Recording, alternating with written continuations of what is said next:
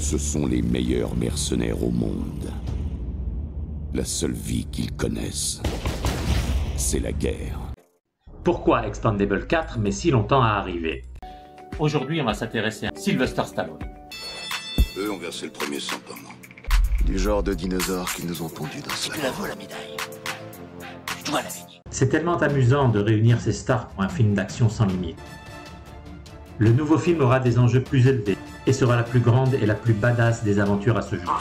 Me fais pas chier ou je te ferai une guerre comme t'en as jamais vu.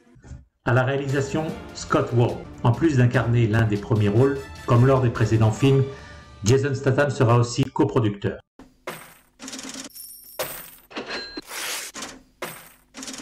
Le tout premier Expendable avait réuni en 2010 les plus grandes vedettes des films d'action des années 80.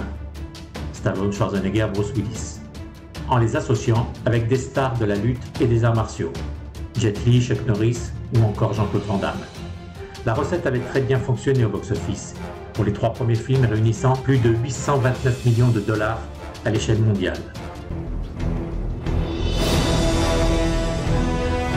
On dirait que nous allons faire The Expendable 4, avait déclaré Randy Couture dans l'émission The Jenna Ben Show, laissant à penser qu'il serait lui de nouveau partant. The Expendable 3 est généralement considéré comme l'ajout le plus faible, d'autant plus qu'il avait un casting devenu trop important et manquait de direction dans son intrigue.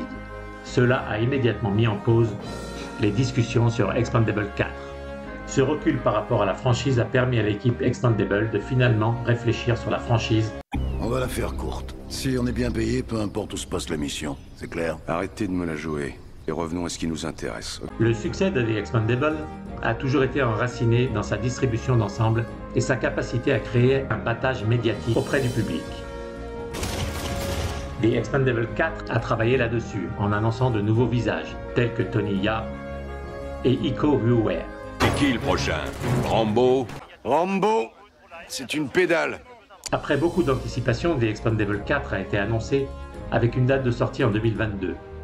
L'une des considérations les plus importantes à prendre en compte étant que le casting devait être correct. Jason Statham, Sylvester Stallone et Arnold Schwarzenegger reprendront leur rôle tandis que Tony Jaa a été choisi pour un rôle non divulgué. L'intrigue tournera principalement autour du personnage de Statham, Lee Christmas. Ça pue la merde un peu. Et là, tu vois, ça sent là, c'est bien là. Ça sent les bois, non? Ah, ça sent bon la toile de sac avec le sang de porc et puis les poumons, le cœur. Les 2 premiers opus de la franchise The Expendable ont été d'énormes succès et le deuxième film de la franchise a été particulièrement populaire, devenant l'un des plus gros succès du box-office en 2012.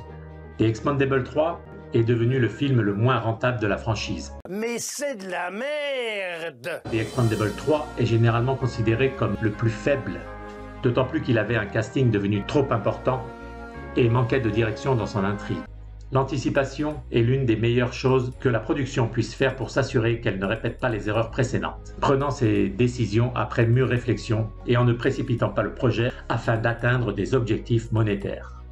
Il voulait assurer que le casting et l'histoire soient corrects. Elle a refilé ce job à mon ami car il adore s'éclater dans la jungle, pas vrai? Si.